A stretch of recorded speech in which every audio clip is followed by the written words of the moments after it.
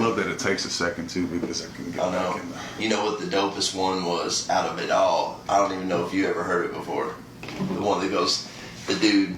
All right, so they're like in Florida somewhere. They're somewhere in Florida, and they just go and they pick this like I hate the word bum, but like they go and pick this homeless guy up, okay? Yeah. On the side, and they put him in the car, and they're like, oh, this is Red, do it, Red, and he goes, drunk. I mean, he's fucking drunk, lit. He goes, all right, it's on tonight. He goes, boom, I don't want no relationship with your broke ass. Dude, it was the hardest. I'm talking the hard. I'm gonna pull it up right now for the sake of all reference here. My God. All right, we're here. What up? Morning. All right, look. I'm gonna pull that up here first to start off with. Good morning, everybody, especially anybody that's up this time of morning. God bless you. Yeah. Welcome to U Radio. Is it episode 4 now? Yeah. This train keeps rolling.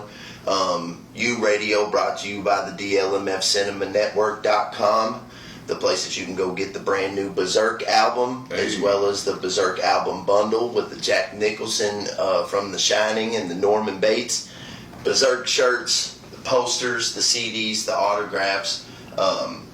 Everything Berserk on there, everything K7, everything Cadillac Dundee, we got it all popping on there. So please go visit DLMFCinemaNetwork.com. And we'd also like to send a special shout out today to the Baxter Avenue Morgue for hosting our film set for the past. I've been thinking about that every time we go to shoot out there. Is that growing up here, I've grown up in Louisville all my life, so you hear about it, Baxter Avenue Morgue all the time, every October. And I never, as a kid, got a chance to go through Baxter Avenue Morgue. Never. Really? I never got to do the haunted house. That's the staple, bro. The closest thing I ever got to doing the haunted house is when I was with someone years ago. We go to the front door. She can't even go in the place because they got a guy outside scaring people. And he's like, he really looks, he's done up. Legit. And he was scary. I give it to him. I was like, damn, he does make it a little bit like intimidating to go in here, but she was not having it. She was like, that's enough for me. If that right there does it, I can't walk in there. Man, I'll tell you. I was like, I was this close to seeing Baxter, but now I get to see it. You know, the found footage. Patience pays off. The found footage horror genre has kind of come and gone. And through the found footage horror genre, they've made these movies about like people going through these like fictional haunted houses, these seasonal whatever haunted houses, and then like there really being someone in there killing them, or really being some weird Satan shit going on in there or something like that, which is a terrifying concept. It really is. It's genius. But before that, I really didn't even know that like the seasonal haunted house thing was as big as it was. I thought it was just kind of something that either happened, certainly not locally, but like through the South or the Midwest or something. I really didn't know how the rest of the country reacted to those haunted house attractions and stuff. Yeah. That's big business, brother. And there wouldn't be a DLMF or any of the weird concepts and stuff. Sometimes I'm sitting around writing some of the stuff that we do, and something from an old haunted house will pop into my head, and I'll try to recreate some of that through the film we do. Not a total haunted house experience, but just something I saw there that scared me. I'm like, man, why don't we put that in that scene that fit perfect? Yeah. So the haunted houses have been just a fucking staple, man, of so much of the, I guess. I've been to haunted houses, but I've never got to, like the haunted houses that I went to were all kind of either on the outskirts of Louisville or in another state, like over in Indiana. Right. I remember the first one I ever went to was Industrial Nightmare.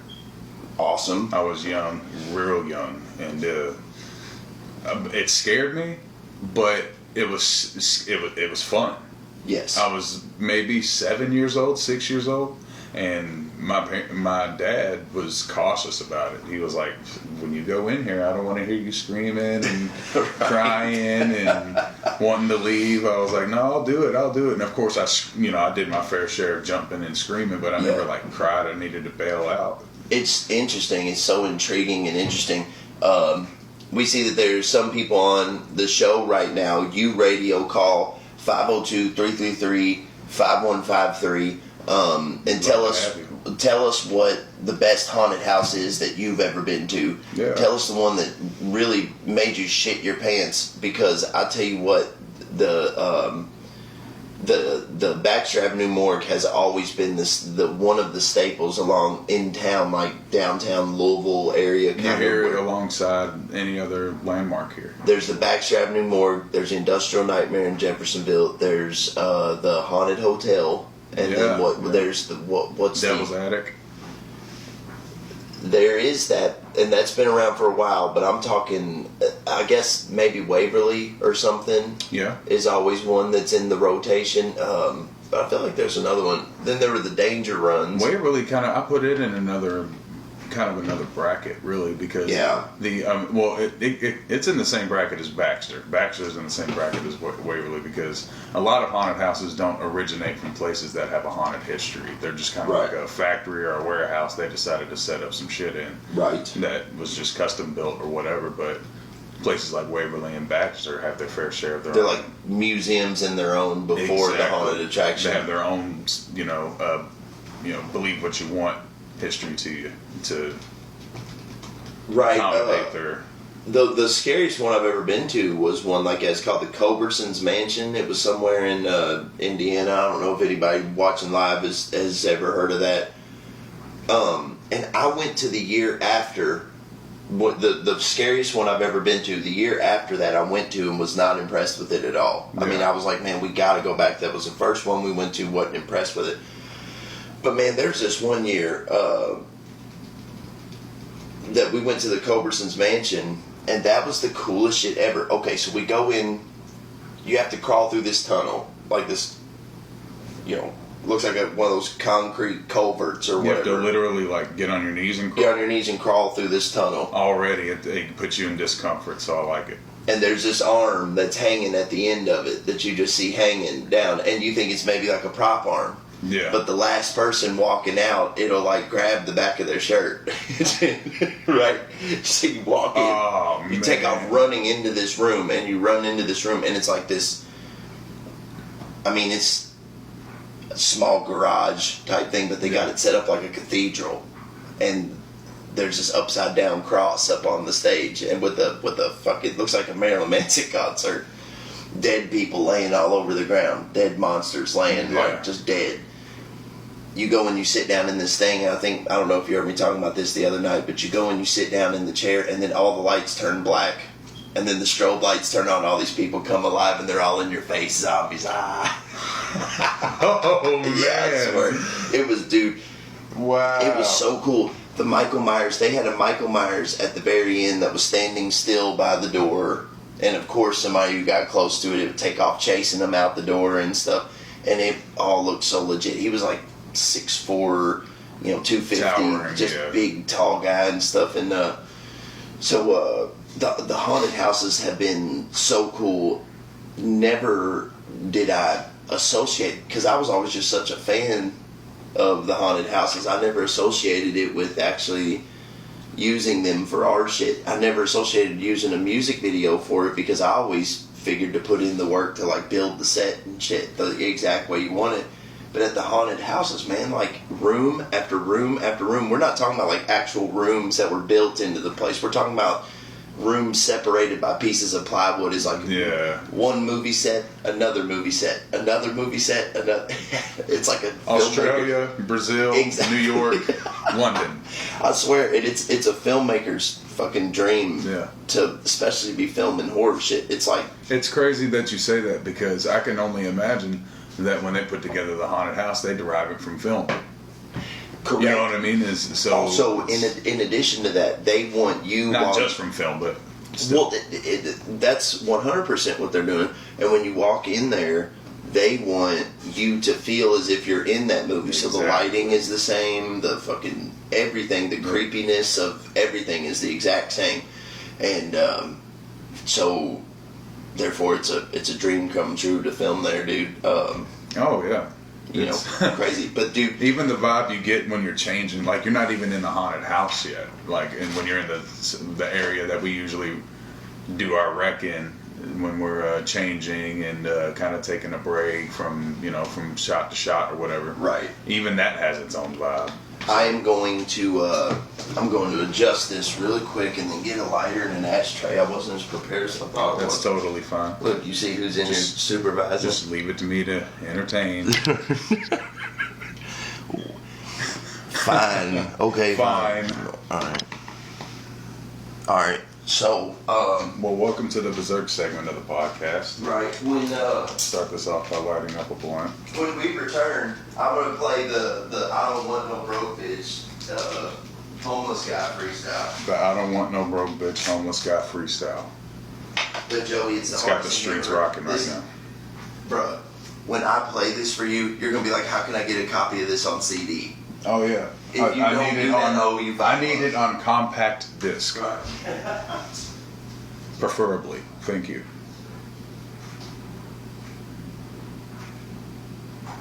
Do you have a lyric sleeve with it as well?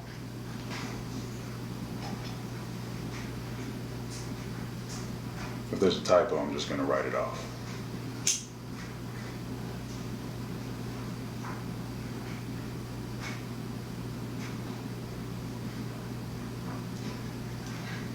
How I'm supposed to deal with your money back. Okay, so I should pull it up on the big TV here, but I guess, I don't know, whatever. I'll turn around so you can see it. Alright. This is the hardest shit ever. I don't want no broke bitch. Well, alright.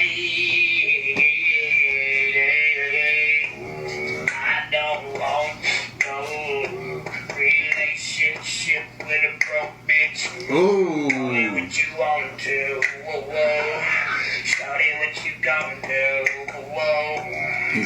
He's hard. I don't want no Super slappy. relationship with your broke ass. He's listen, bro. He's super Sabian slapping right now, bro. That's why we never been to the movies in the park in the dark holding hands. That's why I like Tell him, to Red. with you. Why do I love this? I don't really want no man. That's why we It's never hard. been to the beach, water splashing on our feet while we tanning in the sand. Bro, tell him. I know. Tell him. Every day of the week while we stack them granted we can. Oh, shut up, His 808 is consistent. Scary consistent. Look, you better listen to this, man. It ain't tricking if you got it, hope. Fist full of dollars make these hoes scream and pop their collars, yeah. While we laying in the bread, I put the rubber in my lover, look mommy in the eyes and holler. Baby, we can't have no. And there's 100 people. There's 100 people online who have made like beats sampling this and all that shit. I don't want no relationship with a broke bitch. He's my favorite, dude. He's my favorite artist, bro. Hey, we need to drop a contract. I swear, bro. That's what he said. No, seriously, and you know the way it is. And he's got several other. He's got some really. He's got another video where he's like standing on the corner, and he's standing outside singing to the camera. But he's opening this door to this warehouse, and when he wants to have those like echoing background effects, he like leans his head back and sings into the thing. He gets the reverb. So you hear the reverb of the thing, dude. Wow. He's such an incredibly talented dude. But I bet because That's awesome, actually. I bet because he's. A lot of people laugh at it, but it's awesome. But I mean, I bet because he's as viral as it is, I bet it's like legit. I even laughed at it, but I bet rap, dude. I bet you he's. Hopefully, he's doing super good. But chances are, he's probably like literally doesn't like he probably hasn't have a done much. legit mailing address, but probably still has thousands of rappers hitting him up trying to get a feature, trying to get a. Yeah, that's crazy. And probably giving him a hard time for not giving him a free feature too. You know what I'm saying? Stop. I ain't paying, bro. I ain't paying. Hey, hold on. Time out. Y'all better listen to Red. Red's coming hard. He is. Listen, this weekend you had the Fly High benefit with Theory. Yes. And that looked like it was legit pretty awesome. It was very awesome. You have to shout out to Theory on that. He did a very, very well done on putting that together, especially for the circumstances as bitter as they may be. I was really happy to see that, despite all the, the craziness of show business and the entertainment industry, all the wrenches that can be thrown into it, the show went on. And, I think the proof was in the post pretty much the days following. Anyone who was there took, obviously, their fair share of their footage and express how they felt about it online and on social and stuff like that. So, well, back in when I was in high school, headliners would have shows and would have local people there. They'd have the Hillbillies there. They'd have Buckshot there, Knife in Your Neck. I saw Twisted there. Oh yeah, the fucking legendary. Which one? Which Twisted? The Freak Show? There's a story behind it too. I remember I went and saw them. They had I forget who the openers were for them, but when they what show was it? What album was it? It was Freak Show. Freak Show. Their opener was their opening is watch as they change and mutate into a freak. The strobe light was going. Their Freak openers Show had just dropped. Was it what their openers were? Lavelle and I think you're right. Lavelle and Anybody Killer. And Blaze Your Dead I Home. didn't even know. When I saw them, I wasn't even hip to them until I left the show. You're right. But I remember like 5 minutes into their set, there was this girl that went with us to the show. We all did our faces up in paint and stuff like that. Big gangbang. Yeah, no. No. Okay, all right. Not at all. Not at all. No. Sorry. The significance of the show was that we're like 5 minutes into the set. They're coming out, they're rocking, and then I see she's nowhere to be found. And she's like a good friend of ours. So I'm obviously I go to check near the bathroom area, and she's like on the ground, like passed out. No way. Yeah, I guess she got like and we were young at the time. We were like 16, 17 years old going to the shows, an all ages show. And she's like passed out. So like I picked her up and I threw her arm over my shoulder, and I pretty much missed their set. Who said? Twisted. Oh. I wanted to take her outside and make sure that she had gotten some air or whatever. I know you didn't I had to let her lay there, bro. I had to watch Twisted with her on my shoulder, bro. You gotta understand what I saw, though. I saw for sure a 16-year-old girl passed out near the men's room. You're still not selling me. No, at a Twisted concert. You know what I'm saying? At a Twisted concert. Of course, brother. Of course, in that scenario. Obviously. And let me find out something happened, and it's because I wanted to see Twisted. You're ready to kill somebody, exactly, and kill yourself at the same time. Exactly. Yeah. But yeah, headliners used to be the spot. I mean, it seems like the local venues seem to kind of rotate around like a fucking volleyball game. But headliners used to be the spot for everything. And they would have the shows there. And it was kind of like those local shows were like fun to be at. The venue was fun to be at. It was a good location. People were already there anyway, but in addition, you add another 150, 200 people who were going to like watch the actual show that night. Yeah. And it feels like an actual concert is happening in there. A lot of times the local shows are kind of like a local meet and greet and a networking thing between artists. Like a lot of artists will come to one building, kind of network with each other, and it's good for that reason. Yeah. But they're certainly advertising it and inviting people to come as a show. And a lot of people don't want to come because for a long time they haven't even given people the opportunity to put on a good show. It's just been kind of cash grabs. Whoever wants to get on stage, pay me this much money, and I'm going to have a local show every Thursday, Friday, Saturday, and Sunday. You know what I'm saying? And the point to that is I felt like that show really felt like one of those old headliner shows from the way it looked online, seeing it from my perspective. Yeah. It really looked like one of those old headliner shows where people were coming to really see a concert, and a real concert was happening, I felt like. And so that was really cool to see that, to be Big shout out to everyone that showed out for sure. And that's very cool. And let me not forget, the artists are cool guys and are always going to be cool guys and all that shit. Yeah. But there are a few guys, a few people, and when I say a few, I mean like 10 or more, that are really, really coming out not only to the shows, but really pulling and pushing for other people to come to the shows and pulling them in and have just as much to do with the attendance that's been at the shows lately as the artists do.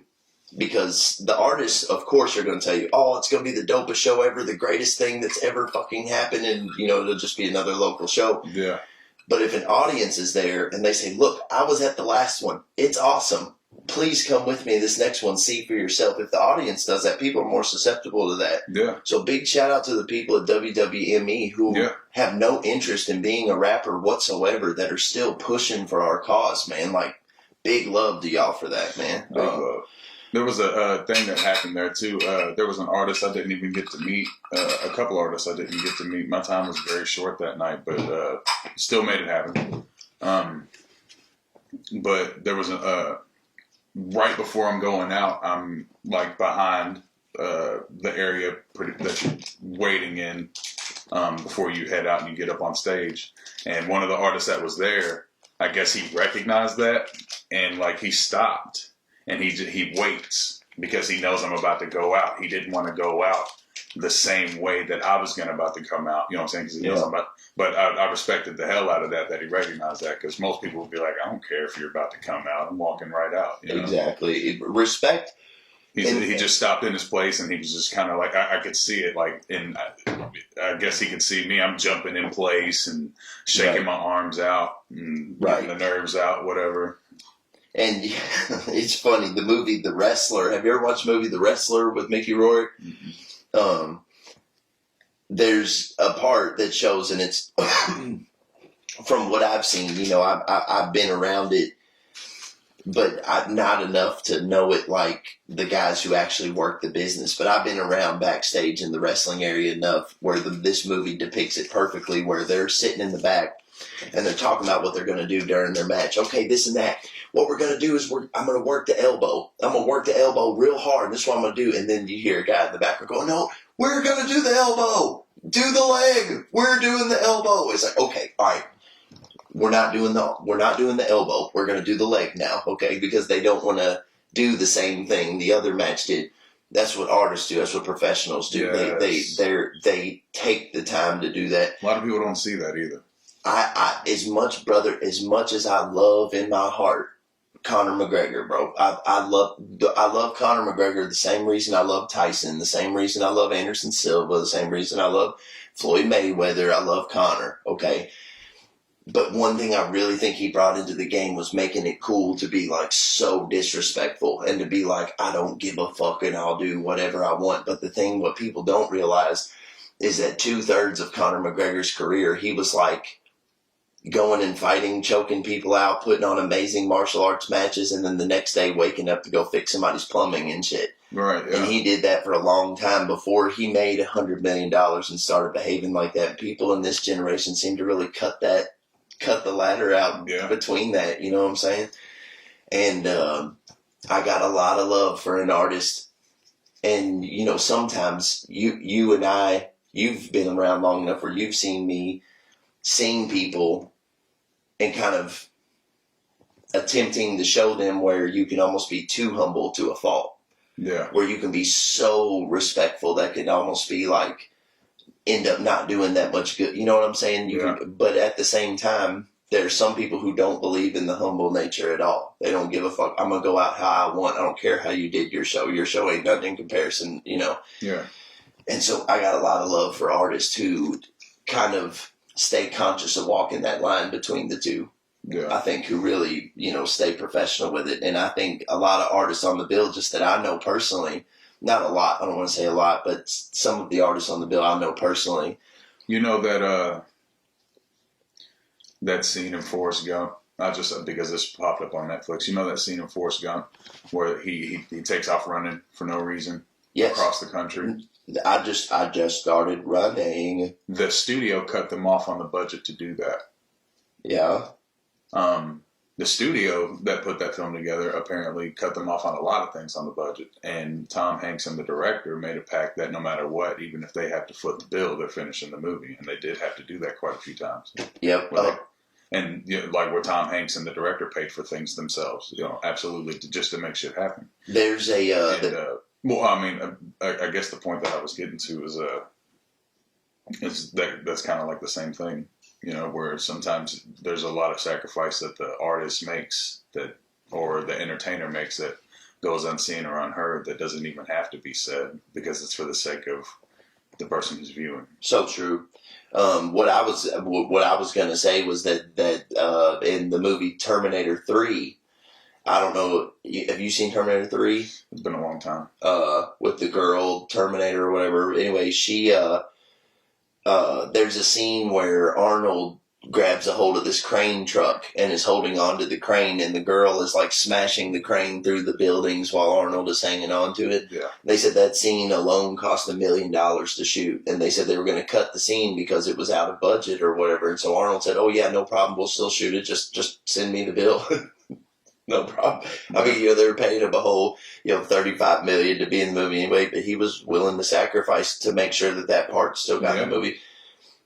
And that's a good point that you make, because people see Berserk, they see the DLMF crew pulling into the spot looking like the fucking POTUS is pulling in looking like John F. Kennedy's pulling into the building, okay? Back from the future. They see that, and they think that maybe y'all just left some super luxurious studio session and y'all are coming to the show just before you go out to some super cool nightclub and y'all are just living this super cool life. Guess what? Joey Berserk, chances are Joey Berserk probably moved 1,000 pounds of furniture that day. Yeah. Got off, took a quick shower. 1,000 would be a light day. I don't even know how to measure the weight of that because I know it's so much. Anywhere from 10,000 to 20,000 pounds of fit. Well, I mean, 10,000 pounds of fit in a 26 foot. Nah, here we go. I'm talking logistics now. No. Anyway. But it's the truth. I mean, this is the true side of the shit I think people don't see really, because while people want to get up and live their best girl life or whatever, what do the kids say? Best girl summer, hot girl summer. Yeah, I guess, yeah. I know a lot of rappers, male rappers, living their hot girl best life. Hot girl summer. Yeah. I'm kind of jealous of it. I'm me too. I'm green with jealousy. I want to do hot girl summer, right? But I see a lot of these dudes waking up being just so cool. Facebook, wake and bake session, all the shit. Which there's nothing wrong with that. I am having a wake and bake session currently, but. When you see Berserk getting pulled into the venue looking like he's John F. Kennedy, chances are he probably moved 20,000 pounds of furniture that day, went home, took a quick shower, put on the clothes that he had like pre-ironed and pre-did, that he stayed up until midnight getting his clothes ready. Sorry. Because he didn't get ready, or because he didn't have the time, so he stays up late to get his clothes ready. So as soon as he gets off work, he goes and puts his outfit on, gets his shit ready, goes through a pre-run of the show, this and that, meets up with the people, pulls up to the venue, does the show. The moment the show is over with, shakes a few hands, and I wasn't even there, so this is just a prediction, but the moment the show is over, shakes a few hands, gets in the car, and literally the guy he was there with, he's going directly back to his place to do more work in the studio, to record more music. Oh, well, almost. It was some personal matters. Let me have this, Joey. Let me blow you up. I'm just saying. But no. Figuratively speaking, and not to say what literally happened, but figuratively speaking, that doesn't sound too off course of something. No, it's not terribly off course, no. These rappers don't understand that Conor McGregor, before Conor McGregor was Conor McGregor, was while Conor McGregor was Conor McGregor, that motherfucker is moving weights, pushing, lifting weights, fucking getting his face beat in every single day, sparring and doing all that shit to make that kind of money, to do that kind of thing. Even with $100 million in his business ventures and public trading and all that shit, that's still a lot of work that he's putting in. Yeah. He's just posting on social media the pictures on the yacht and the shit like that. Yeah. So it's like, you know, the idea that anybody's just out here living the good life and privileged life and shit, dude, to think that the more the privilege you see does not equal the harder the work is craziness. Like, I don't know anybody out here, even the richest of the richest people, that just have it because they have it. You know what I mean? Yeah. Even some of the silver spoon people, rich kids, like some of the rich people, like their parents are fucking drilling them to learn French and to be up on their tennis game, and they cannot put their elbows on the table. They cannot fucking untuck their shirt. They cannot do that. They cannot wear a hat indoors. And there's a lot of work that goes into a higher, you know, what would you call it? A more luxurious lifestyle or whatever. Yeah. There's a lot of work that goes into that. You know what I'm saying? People don't factor that in. They see a luxurious lifestyle. They think you just wake up in luxury, you go to sleep in luxury, and it's luxury. And some people just don't got it like that. But they don't factor in how hard to work all that stuff is. You know what I'm saying? So if I say to myself, like, if I have any kind of hope for that, some people, I've heard, you know how DLMF rolls, you know how we pull in the spots and shit. I pulled in and people are like I'm rubbing it in kind of thing, or like I'm flexing. Right. But it's like, I'm not trying to do it. I'm trying to motivate people to work harder, man. Right. You know what I'm saying? Well, that's all it is. And in a sense, though, it is a flex. It's showing your work. Well, it's saying, man, I worked this hard to get this. Please, it's all it takes. Pull up to see an artist, okay? That's at a venue. Is it more exciting to see a white Sprinter van, just full of merch and their luggage and all the shit? Right. Or is it more exciting to see a tour bus wrapped in their album art with a release date, and everybody's in matching logos? That's what makes it look exciting. So, like, of course it's a flex. You gotta, but not in a flex in a way that's like, I'm better than you. It's a flex in, this is what you came to see.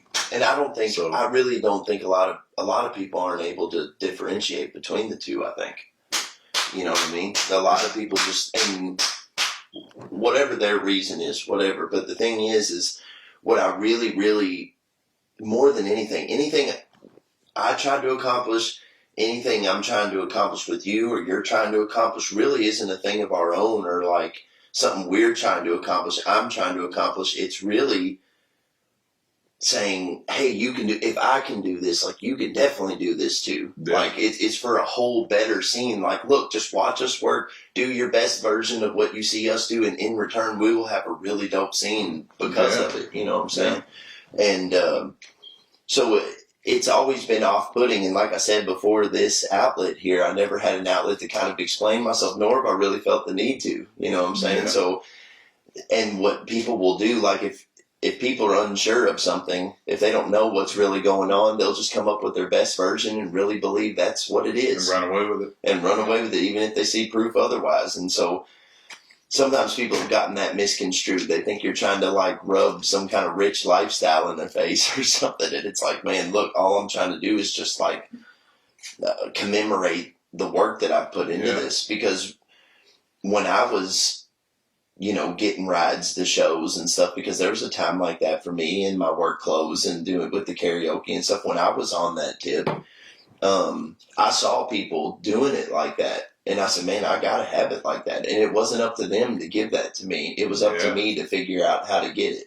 I didn't even ask them how they got it. I just saw it be done, and that's all it took. I was like, I can see that it can be done, so I'm going to go do that. And however long it took, or for whatever reason it's there, whatever, I got it. And that's what I'm trying to kind of, instead of being mad at those people for having it or coming up with something, well, the only reason they got that is because of drug money or because their parents are rich or because, I would never say that about a man. I would say, just like I told Theory on the post when I was shouting him out on the post, I was like, dude, thank you for letting us know that we're going to need a bigger boat out here. You know what I'm saying? Right, because yeah. up to this point, we were just bass fishing. You know what I'm saying? And so I so appreciate that.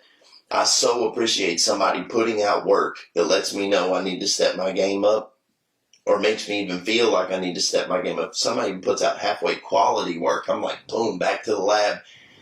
But if somebody, anything they do, like I always preach, man, if they come from a place of hate, or if they come together to collaborate with somebody just because both of them had some kind of anti-me thing, anything that starts in a place of hate is just ugly. And it, even if it's successful for that person for 15 minutes, it's just going to reciprocate this very damaging, I guess, outpour of, you know, whatever. But anyway, that show, it was very, very cool. I was very, very glad to see it. It was a very good look for the scene. And it looked like, true or false, when you have a crowd, a very receptive crowd, a very large crowd, it's so much easier to put on like a good performance, energetic.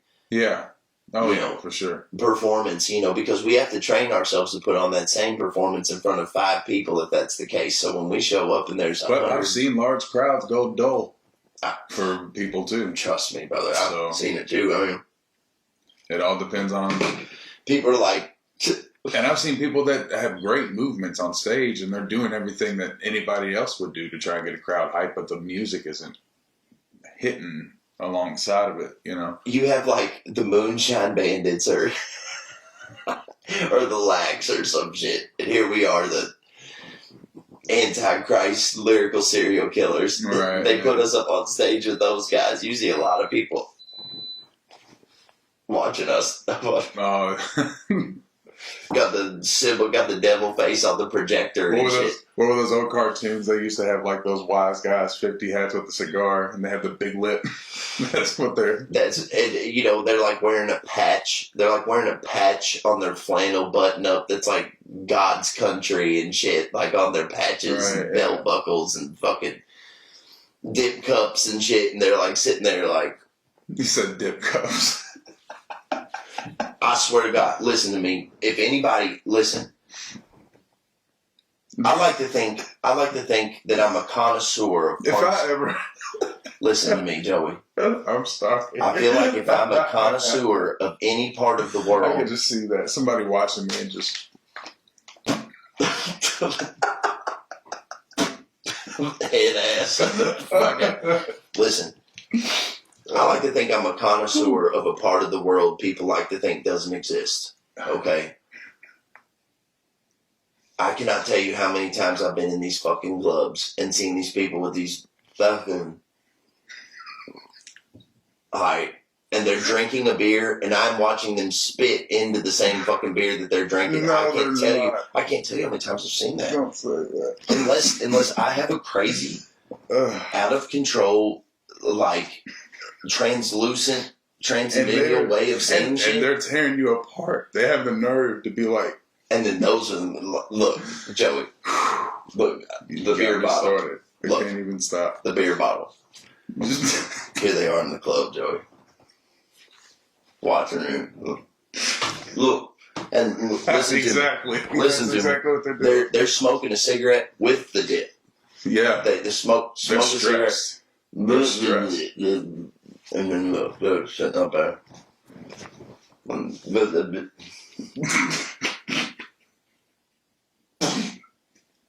The head ass fucking. And then at the end of the song, you hear him go. What'll fuck you up about it is that, like, you'll get done with your set, and then you'll go out in the crowd, and they'll be the same one to be like, "Hey, I like your set." Look, right up in your face like this. Joey comes right up in your face like this. What they did.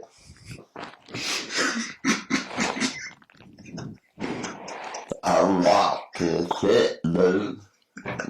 I like the set, dude. Why can't I download your shit? I swear. I'm glad. Oh my god. I'm glad.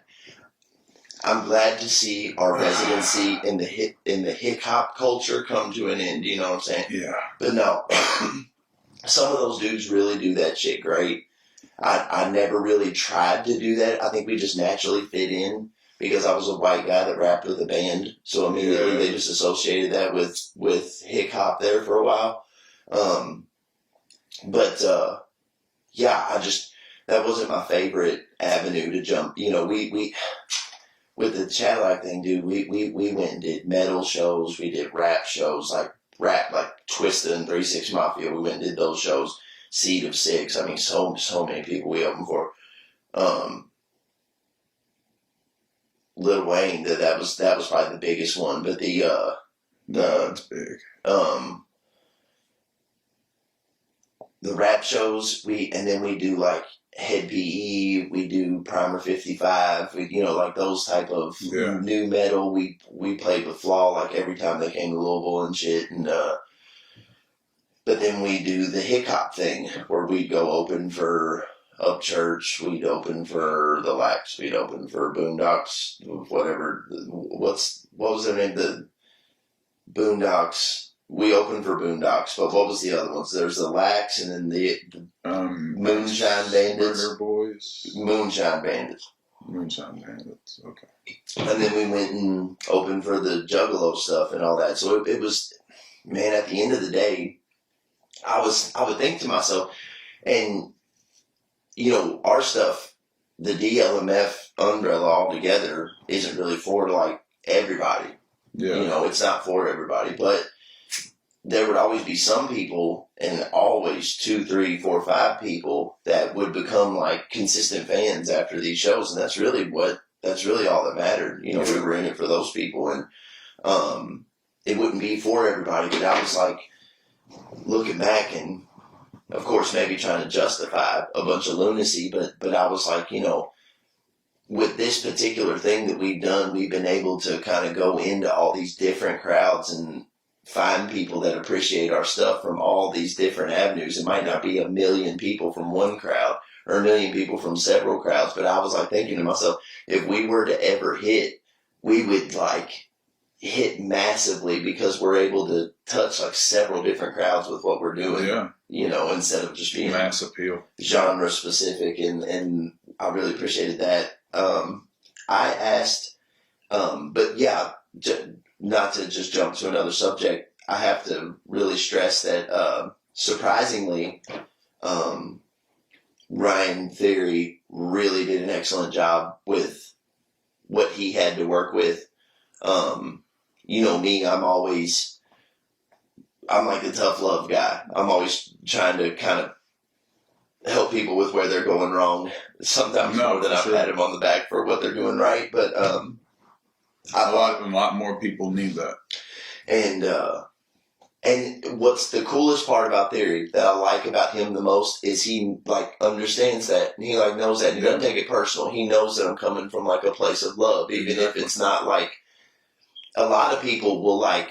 And I hope people would understand that with me too, because there's a lot of things that may not make sense when I say it, but when it all unfolds, it will. Yeah, and a lot of people will hate your guts, will love you to your face and really hate your guts. Yeah, you know what I'm saying? Hate you today, but love you tomorrow. And they'll hypnotize you with that because they'll make you really believe that y'all are cool, but they'll really be making moves behind you because y'all aren't cool at all for real. Yeah. I am like the polar opposite, where I might not be like hugs and kisses to your face. I might be a hard ass to your face, but when you like sit back and look at it, you're like, dude, this dude just really, really cares about, right. You know what I'm saying? Like, what? He wouldn't say a damn thing if he didn't give a fuck. If there would be nothing this dude would do to like purposely damage what I'm doing, because even though he's kicking my ass right now with this shit, it's if I do everything that he's kicking my ass for, it's only going to help, kind of thing. And so, that's why I prefer to be the way that I am. And I feel like the way that I am, Joey, to be totally honest with you, I feel like it like filters out the weak and shit. Like the people who can't differentiate between that, that can't see the significance in that, what I just mentioned, like they don't really need to be around me for real. Right, because exactly, yeah. I can't focus too much time on being everybody's best friend as much as I can, trying to use your talents to make you $1 million. Right. You know what I'm saying? Exactly. So with that being said, Theory virtually, did that on his own too. You know, he a lot of people helped him promote that, but you know what I'm saying, everything put together, everything there, he didn't have a big team of people helping him with that, so it was just very cool. And I'm not going to front at all. Because, all right, here's my issue. All right, this is me going a little raw and unfiltered Howard Stern style, okay? Is that, look, Joey's over there like, oh my God, please don't say anything stupid. but okay. I feel like I'm doing Be Good a disservice because he does the mask up shows that draw a very healthy crowd. Yeah. And that do extremely well. And that of course, Be Good, he is so flawless with the hip hop thing. He's got that thing down. It's a delivery on demand. You could wake him up out of his sleep and he could probably freestyle something harder than some industry dudes active right now. I mean, that's what I hate. He's got the music thing down. He's got the look down, and not only that, when he hit the stage, it's like electrifying, dude. Yeah. And where some people are born mechanics, they're born just comedians. Some people are born this and that. I really truly feel like Be Good was born a fucking artist, rapper, like a rapper. I couldn't see him being anything else. Like Busta Rhymes. Could you imagine like walking into a Burger King or walking into a Valvoline and Busta Rhymes taking your order? How off the chain that would be. He wasn't made for that. He was made to be Busta Rhymes. I feel that same exact way about Be Good. And of course he's an electrifying artist. However, I feel like his love and his appreciation for the scene allows him to use his platform to like kind of open the beginning of his shows to anybody who has any kind of music to come perform. He'll give them an opportunity to come perform, which is a good thing. It comes from a place of love. Exactly. However, I've gone to the shows, supported the shows. I've even, performed at the shows and am so appreciative of him for that. However, I feel like sometimes the way that the shows are managed when they have so many artists on the bill and so many artists that have some real developing to do, that maybe that's not the particular show for them to be showcasing themselves. Yeah. Maybe if there were other shows that were like dedicated just for that, where artists could go get on stage, do their music, bring their people out, and it could be like a practice thing. So if they get a slot on a bigger show like that, they're a little more, you know what I mean? A lot of people there's so many temperamental feelings and people are so sensitive to say that there's a certain bracket here when it comes to artistry, that certain artists should be alongside other artists when they perform. Yes. And some shouldn't. Yeah. And like you can't have a guy, and it's no disrespect to like anybody or anybody that's doing anything, but you can't have a guy that literally might have recorded his first song the night before the show, opening up for a guy that's got this tenure, and it sounds fucked up to say, but it's like, isn't that kind of like a comment? Like you don't expect them to open up for like Cardi B, do you? You know what I mean? You don't expect them to open up for whoever the case may, whoever the big popular person may be. So true. So it's, I don't know. I think even down to here locally, it should be recognized. And I feel like if John was here, if Be Good was here talking to us about it, he would have a very, very logical explanation, an understandable explanation for that, but not like he owes anybody one. But at the same time, I think he does have some real good intentions of doing that. Yeah. And at the same time, when you go to a Be Good show, it doesn't matter if there's 100 people before him. That $10 you pay for that show is to watch that fucking awesome ass Be Good performance, and it is worth every dime of it. If anything, that part's going to be. So don't get it twisted. Don't for 1 second think that I'm saying that those aren't good shows, because they really are cool. No, sure. I know that Be Good did one with Buckshot there that seemed to have gone really, really well. And, I didn't catch that one. But. And I really love that he does that, but the only beef with that I have is what I just mentioned, and I feel like that is a 100% A plus as far as like artist relations goes. But when it comes to like giving the fans something like a good show to watch, I feel that's kind of taking away from the, which I don't think it's taking away. I don't want to taking away because it's almost like going to the boxing match and there being a bunch of preliminary matches. That isn't Tyson and shit, or, world class level fighters on the prelims, and you don't expect them to be. Yeah. So I understand that part of it. That's what I'm saying. But I just feel like if you have a show that's a little more dedicated to like the actual show where people come and at the end of it, it's not 3.5 hours of standing because they had to watch 20 artists and discover 20 different artists that night. You know what I'm saying? I like the idea of it being a little more of a show, because if it's a show, people will be entertained by it. Therefore, they'll bring their friends out and stuff like that. The artist will love the fuck out of getting to do that, but the artists are really coming looking to see what you can do for them, where it's kind of like getting people in the door is the whole reason that you're in business. You know what I'm saying? So I just feel like with that, and even with Theory, like the flyer that he made for that, for the show, I was like, even saying to myself, I was like, man, you want as many people to come to this, to see this and be like, this is going to be just the most greatest, most awesome thing ever. And I was like, I want to make sure we put forth as much effort as we need to making the flyer look like that's what it's going to be. You know what I'm saying? Yeah. And again, it's just things to kind of make it better a little bit. But at the end of the day, I love it that these shows happen. Yeah. You know what I'm saying? I love it that, we do our live shows and stuff, but we stay so busy on the production and studio end of creation that we don't get to do as much live stuff. Yeah. So when live stuff is happening, I love to see it done that way. Yeah.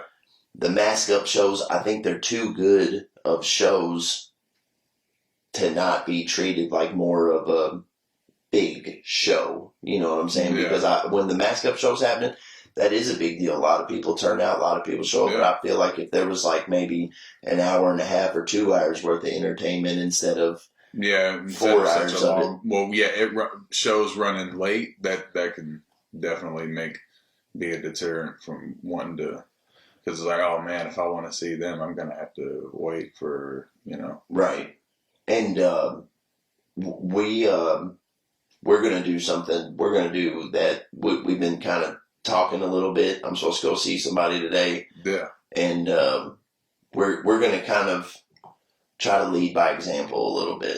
And because I could sit here and talk about how to make things better all day, but what's the first thing? Okay, so why don't you go do it? And it's like, zing, ding. That's all. Say no more, fam. Yeah. It's like, say less, fam. I knew you were going to say it. And you want to know something? You want to know something? Truthfully and honestly, I would not even ever imagine of doing that, putting on a live show, without at least trying to include those artists as well, because of how great of a job they're doing. I can't stress enough that at the my actual point is that these guys are doing absolutely great. And if I had my hands in it, that's how I'd change it. But that doesn't mean a single thing. That's just my personal opinion. Yeah. But imagine the show that's just the best part of these shows, all just in one show. You know what I mean? That's what we like to call a blowout. If you put a bunch of colon medicine, if you take one colon pill, another colon pill, another colon pill, they might do what they do, make it a little more regular. But you take 5 colon pills at the same time, and that's what happens then is what we call a blowout. I was wondering where that was going to. We call it a blowout. The expression with it. Yeah. Yeah. I can only think of the most realistic analogies, and when I'm talking about this many assholes in the room at one time, colon pills is the first thing that comes to mind. But anyway, moving along. Right. I'm going to jump off of Theory's job for a second, but anyway, good job, Theory, for that. That's awesome. Good job. Good on you for what you did for the local scene.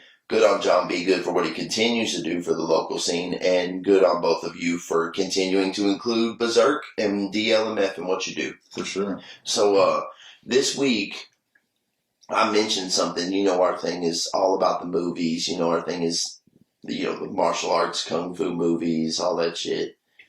And I asked people who they thought their favorite martial arts movie character of all time was. And not just the actor, okay? Because, like I told Paul, okay, we were on set with Paul, and Paul says, what about Michael Jai White? And I was like, you know, Spawn, played by Michael Jai White, is much more badass of a character than Welcome to Sudden Death, you know, who he plays in that. So what character is what I said makes the answers a little more vast or whatever, I think. And some people were replying with some pretty cool shit. But while I'm looking this up, do you have a personal one that you can think of? What? Like a character, a movie character their character was based around some type of martial arts, even if it was a kung fu movie or not. The Green Ranger, Van Damme in Bloodsport. What was it, Ip Man? Or is that what it's called? Yeah, I like those. That is played by Donnie Yen, I believe. Yeah, I think, yeah. Ip Man. Yeah, when you get to talking about martial arts films and stuff like that, believe it or not, I'm not as crazy hip to it as it may seem. Right.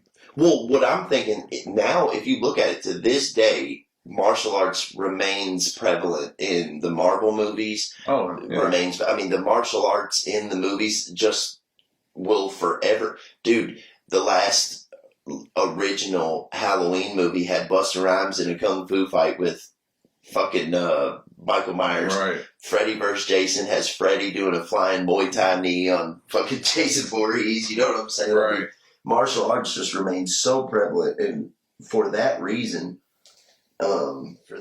that's why I said, you know, like a character for that reason instead of an actor, because usually an actor is just like an actor who's only known for their martial arts roles is much more limited. You know, you're not going to say Robert Englund is your favorite martial artist of all time, but Freddy Krueger might be the most badass martial artist. Right, yeah. You know what I'm saying? Freddy Krueger. So you don't have one that jumps out to your mind that you can think of? Or you said Ip Man. Yeah, yeah. You know that Ip Man is a real life character, was a real life character. Yeah. He's a guy that taught Bruce Lee martial arts. Yeah. In real life. And that's what I think is crazy, because forever and ever since Bruce Lee died, they've been on his jock about like depicting him, characters he's played, the Bruce Lee thing, which rightfully so. I love Bruce Lee.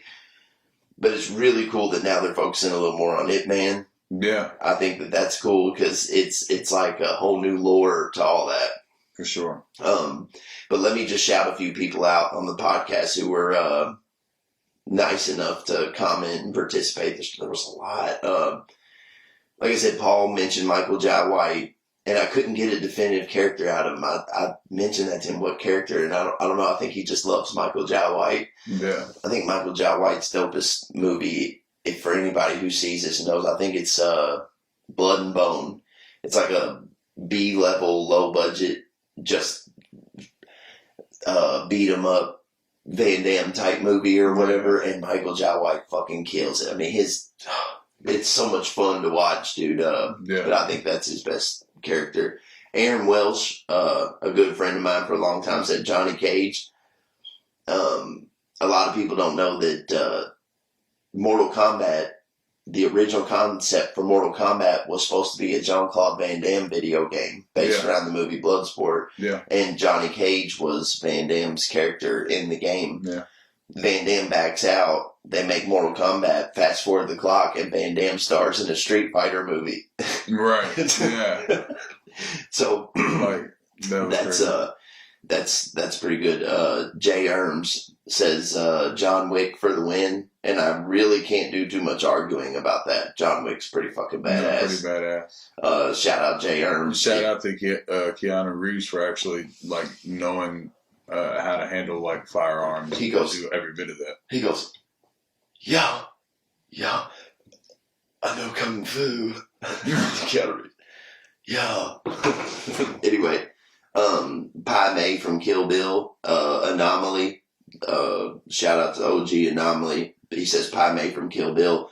What a lot of people don't understand, Pai Mei was a character from all those old like Shaolin versus Wu-Tang 70s kung fu movies. Okay. There was this regular character that was a bad guy who had long white hair, big long white beard. When people tried to fight him, he'd be spinning up in the air. And anytime you ever see an old man with big long beard, white hair, it was this repetitive character that they used in those Golden Harvest movies. Yeah. They used to have the same character playing a different movies by different characters. They would just put that long hair and the beard on him, and it was this like legendary character.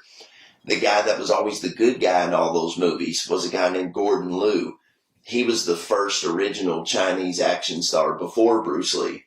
His name's Gordon Liu. I don't know if you ever seen like the cover of Return of 36 Chambers. It's to do with the bald head and the ponytail on the back. That's Gordon Liu. In Kill Bill, the interesting thing is they have Gordon Liu play Pai Mei in Kill Bill. Gotcha. Where in the old movies, Gordon Liu was always the good guy. Yeah. Pai Mei was always the bad guy. So in Kill Bill, they had Gordon Liu play Pai Mei. Gotcha. A lot of people don't, it's Tarantino. I'm a nerd. Okay. Yeah. Okay. Katie says, good friend, longtime friend Katie says, no one can match the skill of Rocky, Colt, and Tum Tum of the Three Ninjas. Which it's hard to disagree with that because they beat Hulk Hogan in Part 3. They did. If you're going to bring down, if you're going to be the man, if you're going to be a man, you got to beat the man. Beat the man. And they did it, brother. Did it. So they did it. They did it where Ric Flair never could. So I'm just saying. Samantha says Bruce Lee. That the brothers took down the brother. What is it? Nothing. I'm stupid. Go ahead.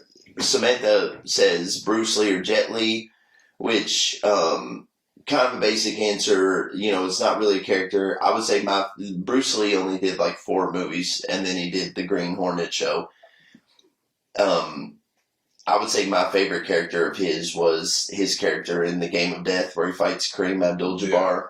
Because he's basically playing himself, and he plays a guy that gets killed while making a movie, and then he comes back to avenge his death. It's kind of like The Crow, the concept of The Game of Death. It's kind of like The Crow, and then he like goes through this like temple of these different expert fighters of different fighting styles, and the final one is Kareem Abdul-Jabbar, and he puts on a martial arts expose like you've never seen, and that's probably my favorite character of his. Jet Li's, I was never really a big Jet Li fan. You ever see any Jet Li shit? Yeah. I think maybe Lethal Weapon 4 is maybe my favorite one of his movies. Another guy says has to be Chuck Norris. Chuck Norris, without a doubt, my favorite Chuck Norris role is where he fought Bruce Lee in Return of the Dragon. Yeah. That's the best Chuck Norris you're ever going to see. I mean, everything else was kind of, I don't know. What they were trying to do, they were trying to make Chuck Norris like an action star, not necessarily like a martial arts star. Exactly. Yeah. They're trying to make him like an Arnold Schwarzenegger American action star, and I didn't really like it for that because it was always like a poor man's, like it was like a Dolph Lundgren or something, you know what I'm saying? Yeah. But, okay, the way I look at Chuck Norris is like... They had to capitalize on his look, too. Definitely. But the way I look at Chuck Norris is like if you think of George Foreman, like if you look at when he won the heavyweight belt when he was 50, he wasn't the same George Foreman that he was when he fought Muhammad Ali in Africa. You know what I'm saying? Yeah. If you look at that George Foreman, that was like the Incredible Hulk. I mean, he was like the unbelievable. You wouldn't even think that was George Foreman at 25 years old. Yeah. That's the same exact way with Chuck Norris in Return of the Dragon. In Return of the Dragon, he had just came off winning the World Karate Championships in England or something. Yeah, I think so. And Bruce Lee was in the crowd of the World Karate Championships, and whoever won the championship, he was going to go offer them the role as the villain in his next movie he was directing. Nice. And so that was Chuck Norris, and that's how Chuck Norris got his film career. So that's the best, like, technique-wise you were ever going to see him. all strictly about the martial arts and shit. You never really saw him in any strictly martial arts shit. He was always like a military guy or a cop or something like that. Always a sheriff or something like that. Yeah.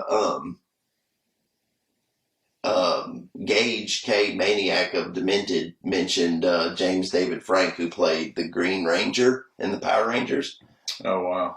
And let's did you watch the Power Rangers as a kid? Yeah. Was that okay? Let's not get it fucked up. Were you around for the very first season of the Power Rangers? I watched the movies when I was a kid. I didn't really watch the shows. I'm old enough to where when the very first Power Ranger show ever came on, and the toys were like, the Tickle Me Elmos were like the biggest toys in the world. That's how the Power Rangers toys, the original ones, were.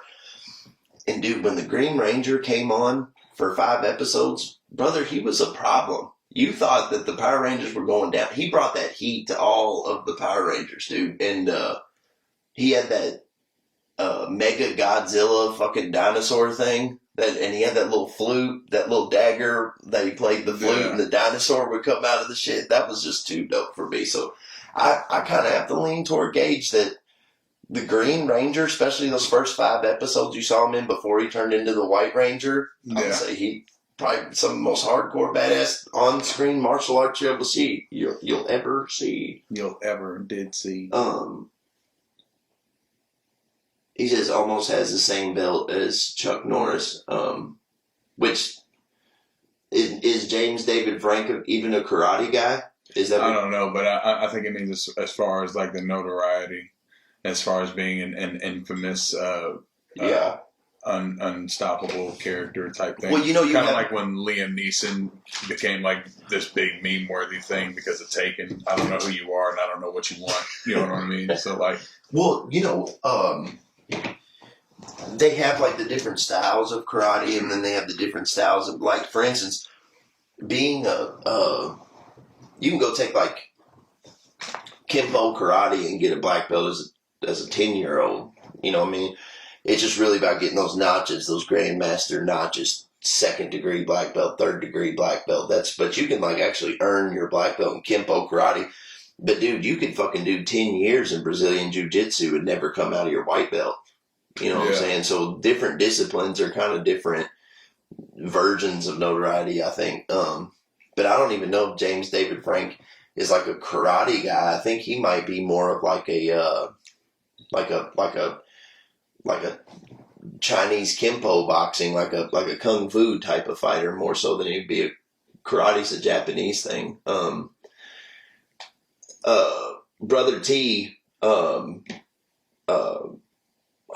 Pizzle the Clown, he hit us with one of the hardest answers. He says, why is nobody talking about how Cliff Booth made Bruce Lee look like a chump in Once Upon a Time in Hollywood? I'd like to hear everybody's thoughts on that. Have you seen Once Upon a Time in Hollywood? Yeah. You know where fucking Brad Pitt kicks Bruce Lee's ass in the movie? Apparently that was like a real thing that happened. Like, because Bruce Lee was always showing up talking shit, like Little Man Syndrome, like showing up talking shit. I was the baddest man on the planet. If I ever fought Muhammad Ali, I'd crush him. Like, maybe like a little bit of Conor McGregor type shit. But always talk shit. And they said people would literally pull up on Bruce Lee's sets. They'd pull up, karate masters and shit would pull up on his sets and challenge him. It's in his biopic, The Dragon, the Bruce Lee story. Pull up on his set and be like, I'm the world's greatest fighter. I want to see what you got. And Bruce Lee would literally spar with the people right there. Like, get into... No shit. Yeah. And then make them tap and all that shit. And, you never saw Bruce Lee with black eyes in any of his shit. You know what I'm saying? No, don't try it. Yeah. But, and apparently, along the way, there were a couple people that maybe took him down a little bit. Which, right. I mean, dude, the baddest fighters ever on the planet have been knocked down, have been taken down. There's been times Floyd Mayweather's got his ass kicked that... all it takes is a bad moment. One single bad moment where your head was just 2 inches not out of the way from a punch that rings your fucking bell. And, even though Mayweather's undefeated record-wise, there's been some fights he's been in where, he's definitely not been the better fighter of the two, even though they gave him the W or whatever. You know, like De La Hoya was real controversial. Pacquiao was controversial. I remember there was even the Conor McGregor fight. Conor was bringing it to him at first anyway. And so, you know, the fact that somebody may have taken down 5'5", 130-pound Bruce Lee at some point, you know, and that was back before the idea of weight classes were even a thing. Right, He'd take on somebody 200 pounds, no problem, you know. But let somebody like, 285, 6'5" show up, you know what I mean? Right. He can throw the fastest punch in the world all he wants to, you know. Well, I think that's where you start to get into crazy territory like the Hoist Gracie. Hoist Gracie was 5'7", 170 pounds. He beat like 6'4", 260 Dan Severn. He beat tapped out Ken Shamrock in 30 seconds. He, like, all in one night, too. You know what I'm saying? Like, in the UFC 1, they had a tournament where the winner would fight 3 times to win. And he tapped out, I think it was like the first 4 or 5 UFCs, undefeated, 3 fights each event. And he went like 18-0. And he fought this dude, Chemo, who was like 5'10", 250, giant. Looked like he was like the center for the Indianapolis Colts. I mean, he was this huge ass dude, and he's bringing the heat to Hoist Gracie, and Hoist Gracie Hoist Gracie grabs him up. They roll around on a mat, and before you know it, you just see Chemo's little fingers going like that, where he wrapped him up somehow, and he roughed up Hoist Gracie so bad that like Hoist Gracie came out to the ring for his next fight. And before the fight even started, his side threw the towel in because he had just been roughed up so much the fight before. Yeah. So even though the guy he was fighting didn't beat him, he still got that loss for that. When he got that loss, he was crying. His head was down. He couldn't. He was like pulling his karate gi up over his head while he was walking back. You see the dude Chemo that he just tapped out, take off running to the octagon, like putting his hands up like he was the first one to bring him down or something. Even though he just got tapped out. You know what I'm saying? That's a true story. Wow. Let's see. Be Good says that Tony Jaw's character, which I believe is named Korn with a K in The Protector, is fucking awesome. I truly believe, I told John that he's my personal favorite as well. What Jackie Chan is in Rumble in the Bronx and Jackie Chan's First Strike, the real high energy stunts, jumping over cars, climbing up buildings and shit. I mean, this guy would send Jackie Chan to the chiropractor with his shit. I mean, it's unbelievable, the acrobatics and parkour shit that this guy does in his martial arts stuff. My favorite martial arts movie of all time is The Protector. I think it's beautifully made, but the martial arts is unlike anything I've ever seen. He's like running up this plexiglass window. You know, like you can run up to the window and run up and do a backflip off of it. Well, someone's chasing him in a 4-wheeler. And he runs up the plexiglass window and dude like drives, shatters through the 4-wheeler. He's in the 4-wheeler, runs up, does the backflip. He shatters through the window as the dude backflips over. Avoid the whole thing is crazy like that. My personal favorite, Jonathan Duke, of course, silly ass John Duke puts Kung Pao as no. You know he fucking means it too. The crazy thing about Kung Pao is that not only will you see it as like top 5 on the greatest martial arts movies of all time list, you will see it as like top 25, top 30, top 35 on like greatest movies of all time lists. Yeah. For some reason, that movie is like a magical blend of comedy, action, cinematography. The shots are great, yeah. It's amazingly made, and so even though it's like one of the dumbest movies ever made, it's one of the best movies ever made. Surprisingly, yeah, that's kind of how it goes. John also said the Rama character from The Raid. You ever watch the Raid movies? Is that the one where the guy suits up in that armor and decides to go in no, that's Rampage. Yes. But it's like a different Rampage, not the one with The Rock in it. But there's a movie called The Raid Redemption. let's see, Bruce and JKD, or the style of JKD. Who is JKD? Is it Bruce and JKD? I'll probably watch this later when I'm a little more awake and kick myself for not knowing who JKD is. I can't think of who that is. Let's see. Is it Jason David Todd? No, because that's not KD. Anyway, okay. So in the Raid Redemption, the movie The Raid Redemption, it's this group of it's this Chinese SWAT team that works for the police department or whatever, and they're busting into this apartment building that's filled with this drug organization, and they just bust in and they're fucking killing everybody on the way to the top and shit. People are dying. It's madness and mayhem and shit. And I told Jonathan Duke that the main character of that movie, the fight scenes were revolutionary in there. They, like, Hollywood started filming fight scenes differently after this movie came. So cool and gritty. There's a part in the movie where the guy's hiding in the walls. I mentioned it to John on here, where he's hiding in the walls in between the drywall. And this dude hears somebody in the wall, so he just has this machete. He's like stabbing into the drywall. The dude's like avoiding the machete like that, and the dude stabs into it, and like a part of the knife stabs into his cheek, and he's just got to sit there with the thing in his cheek. The dude starts pulling it out slowly, and as he's pulling it out, he sees that there's like blood on it, so the dude's got to get out of there. Oh, it's such a dope thing. But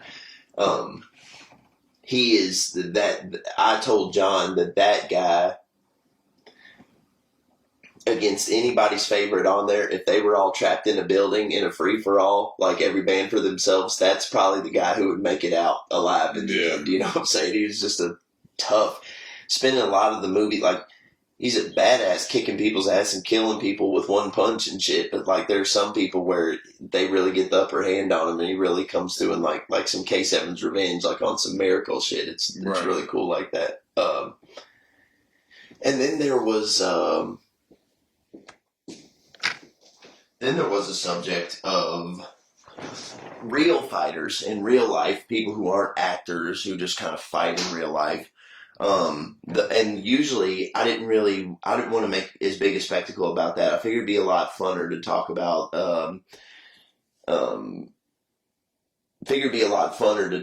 characters, who everybody's favorite character is. I would say a few really fun, cool martial arts characters are obviously some of Van Damme's characters. I think all the way around, even though he kind of virtually plays the same one in all of his movies. But I'm trying to think definitively. I mean, we got to shout out Jackie Chan in Rumble in the Bronx, his character, and then also his character in the whole Police Story franchise. That I think that's a pretty supreme badass character. I'd have to say that's probably my favorite, longevity-wise, and I forgot his name, obviously. I think his name is Inspector Jackie Chan in the Police Story movies, but longevity-wise, I'd have to say he's like the most supreme badass. But in real life, I didn't want to make as big a spectacle about fighters who are in real life because they... it's usually always the same. Everybody's got something. It's usually a blend between Tyson and Ali, Mayweather, and then there's usually Tyson versus Ali, Mayweather versus whoever the big boxer is now. In this case, it'd be Canelo. And then somebody always throws in a current mixed martial arts guy, and then they also throw in like a old school mixed martial arts guy. They'll usually throw Royce Gracie in the mix. They'll throw, or Randy Couture. They'll throw him in the mix. And then they'll throw Conor McGregor and Anderson Silva. And my point is that when we talk about real life fighters, usually everybody's answer is the same. You'll never see somebody be like, man, but I tell you, that Rich Franklin sure had a hard left hand. You know what I'm saying? Usually everybody has the same answers. So really, I think what a more specific question would be is like, what is the craziest prize fight you've ever seen in real life, like live as it was happening? Do you have any that you can think of, or I have can they all been recall. let down? No, I can recall one that was it was a long time ago. It was on a HBO pay-per-view. It was, who was it? Was it Lennox Lewis and Klitschko? Oh, Yeah. big time, big. Let's see. No. I think I know what you're talking about. Vladimir Klitschko and somebody. Riddick Bowe. Was Where he used his fucking nutsack as a speed bag, where he hit him in the balls 500 times, wouldn't quit hitting him in the balls, and the big like fucking riot broke out. I think I know what you're talking about. Yeah, that was a very, very infamous fight. Listen, people talk about a hardcore badass Tyson was, and they weren't lying either. Tyson was a fucking maniac. Oh, his footwork was what. And speed and head work, everything. Yeah. But let me tell you something. Even at Tyson's absolute best, call me crazy if you want, but there was a reason. Oh, because you haven't been called crazy before. Never. There's a reason why you never saw Mike Tyson fight Riddick Bowe. Okay, Mike Tyson fought Evander Holyfield twice, got knocked out once, disqualified the next time. Okay, I think, if I'm not mistaken, I think Riddick Bowe fought Evander Holyfield 3 times. And Riddick Bowe fucking took him to school all 3 times. Yeah. Have you ever heard of the fight with the infamous Fan Man, where Holyfield and Riddick Bowe were having a epic rematch? This outdoor stadium in Las Vegas or some shit. This dude fucking parachutes in from outside of the thing into the ring, into the venue. And dude, how do I miss all these things? They beat this man within an inch of his life. I'll show it to you. I'll show you all this stuff. I mean, this stuff is it's a really, really cool world that we live in. I know, but I'm just so obsessed with what I'm doing and making the music and stuff that I'm just so blinded and I miss everything. You know what? I used to be that same. I swear I was in which you have to be this way. It's not a bad thing. Yeah, not a bad thing, and you can't help it. Even if you wanted to not be that way, you're possessed by it. Yeah, you know. It affects a lot more things. It's a big reason why I say this over and over again, that if you do something when you have the free time, that's a hobby. If you are fucking up things in your life because of something you can't help not doing, that's like an obsession, a passion. That is whatever you want to call it, but that's inside of you, and you're either going to have to work to get it rid of you, or you're going to have to work with it to your advantage. And I thought about that too. I was like, how and I don't mean to take the podcast in this direction. No. It only makes sense as to why I'm single, is because of this. And like, in order to be with me, you'd be putting up with a lot of bullshit. You know what? You look not like bullshit in the sense of like falsities, but bullshit as into like, I feel like I'm not even with a person. I barely see him. He's always this. He's always there. He's bullshit as in, hey baby, I miss you. I want to see you. I feel like you deserve. You say, I feel like you deserve me to do something nice for you tomorrow at 5:00. Let's do something nice. Then all of a sudden, Chad D hits you up and says, hey, guess what? We got an impromptu video shoot. See you at 4:30. Right. So-and-so's in town. So-and-so's in town, this and that. And you say, listen, baby, I meant every word that I said, and you really did. Yeah. But this is the way that this is, and I have to, and it's not like that just happens once or twice. No. In a year's time, that might happen 25 times. So not only that, like, it wouldn't even be just like you hit me up. It'd be me wanting to do certain things. I can't rest. I can't sleep until it's there's done. a lot of Chads calling. There's a lot of hey Chad's calling me, because it might be hey K7's calling me. It might be hey whoever, Bobby's calling me, John Duke is calling me. It might be anybody that has an opportunity that you cannot miss out on. And the way that the world works, it has a special way of working, that it will wait until it is the most inconvenient time for you. Every time. That's the only thing you can guarantee. It's like concrete. Not you, but everything. Absolutely, but like concrete, no matter how skilled you are at concrete, the only thing that you can guarantee is that it's going to crack at some point. You know what I'm saying? And it's also me being like, why would I even put that burden on anyone else anyway? You know what I'm saying? So, Right. I'm sorry. Look, no, go ahead, please. this is the fan man here. I didn't mean to cut you off with that, but No, I wanted to be cut off on that. And then I'll for the people on the show, I'll picture this. Watch this shit. This happened in real life, bro. This isn't SNL. Okay.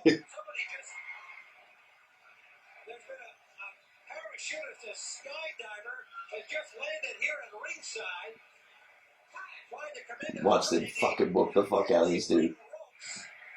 Dude, look at this.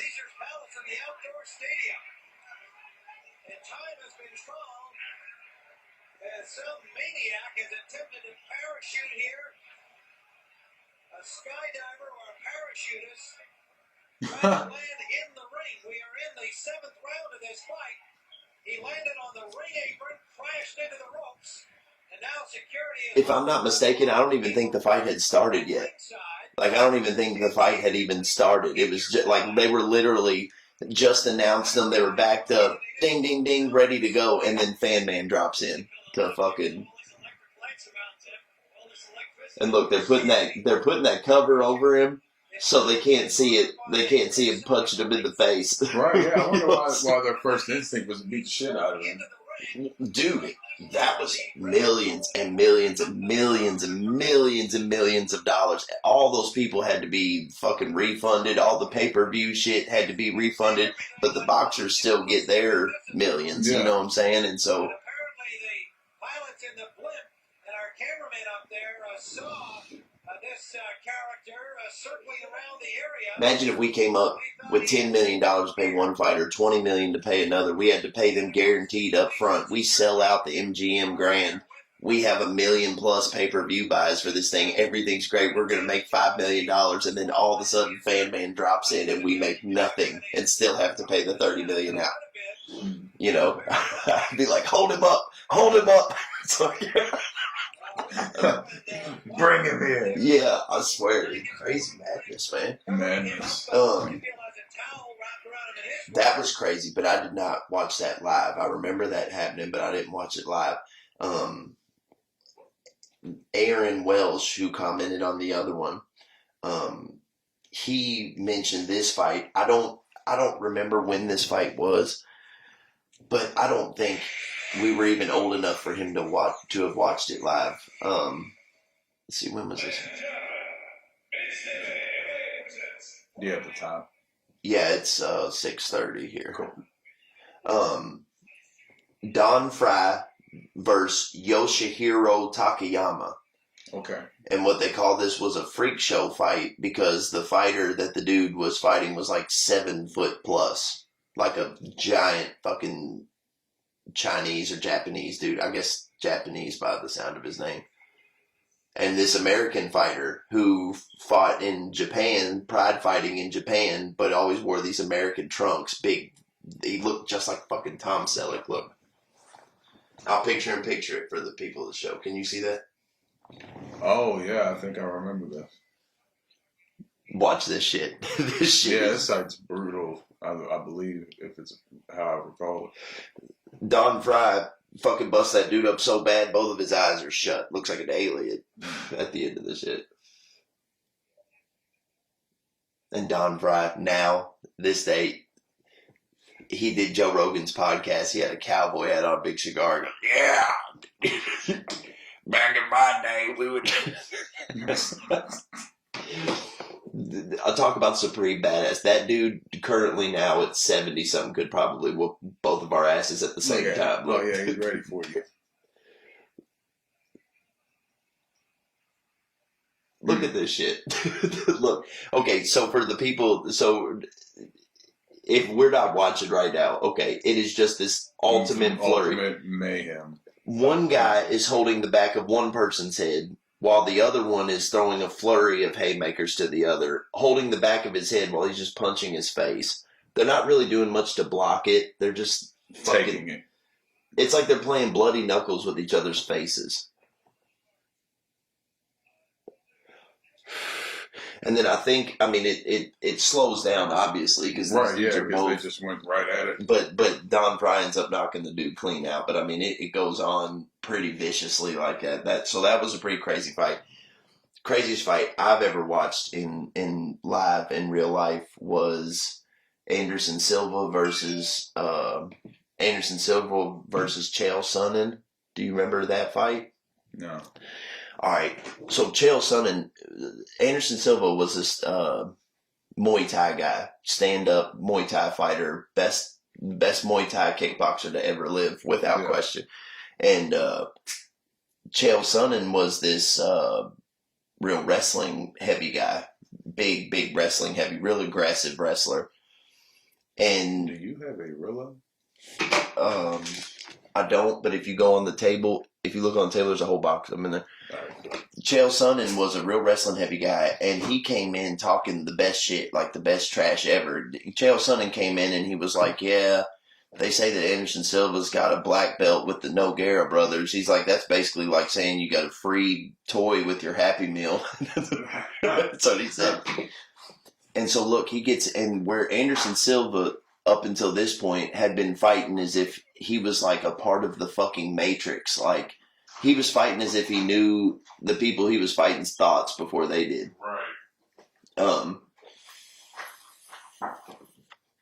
He comes into this fight, bro, and he's getting dominated. I'm talking dominated and getting his ass handed to him. Like there were multiple times that the ref was getting ready to step in and stop it because he was getting his ass handed to him so bad on the ground and pound. Yeah. 5th round comes around. There's literally like a minute and a half left in the fight.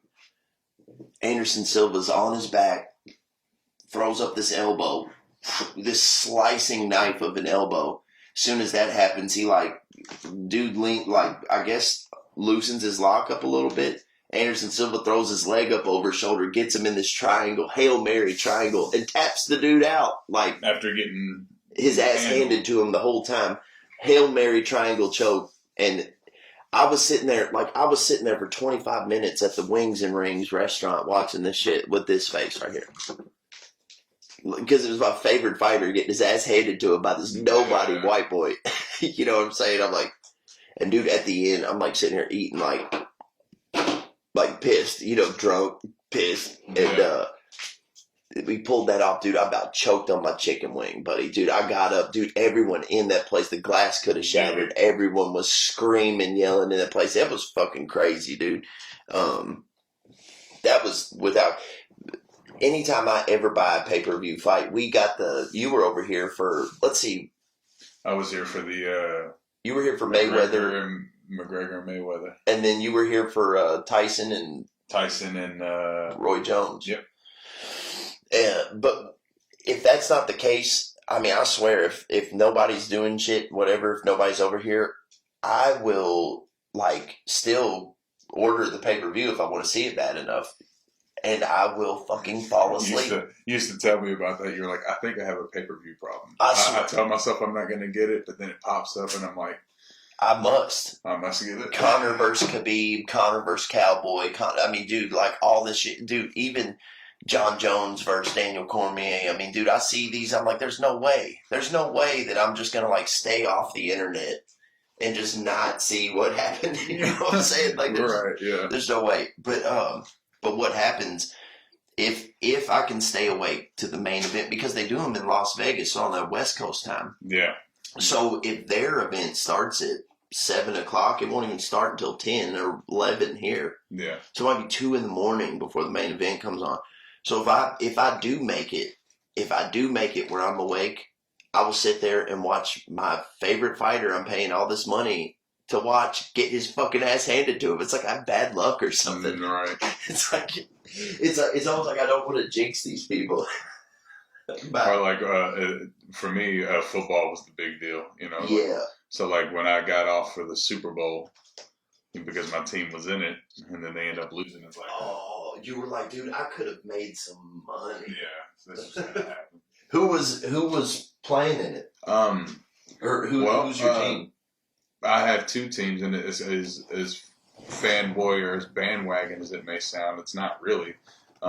one, obviously the Ravens because of Lamar Jackson. Sure. I loved what he did for Louisville when he played here. What a stud, dude. Yeah. Oh, my God. And I think, well, yeah, and I also have a love for Devontae Parker as well, who plays for the Dolphins. Yeah. And yeah, I played football with him in high school. And that's so cool. Oh, it's super cool. I played football with Brian Brom and fucking. Oh, nice. I played against him in basketball and shit. So it was so crazy to see him. No, I love that. You know, it was cool to be able to see the beginning stages of what ended up becoming a person you see play on Sunday. Absolutely. Isn't that crazy? Let's see. What the fuck? And I love that. And the thing that I always respected about Devontae too is that, and of course you don't notice it as much as when you're a kid, but he had a lot of distraction around him. Yeah. He had a lot of things that could have made it not possible. Not to say that he had the people that are around him are bad people or anything, but in high school there's the influences everywhere. Oh my God, dude! I played against Rondo. Graduated. Rondo and I both were class of 04, and he played for Eastern. I played for J-Town, and I played against Rondo. And Rondo, I don't think was ever a type of dude that was like in with the cool crowd. I think the idea of him being like a ball player was pretty embedded in him. Like, wasn't really running around with the cool kids or partying much. He was just like bringing was a lot the same for bringing a basketball to school type of dude. Not to say that he really did that, but I'm just saying he's that type Mr. of dude. Basketball. But there were some dudes that I saw that were on their way to some notoriety and scholarships and stuff, and they would fuck it up. I saw several people fuck that kind of stuff up, like even several like known people, like the Benders and all that stuff. Man, like I remember watching that, but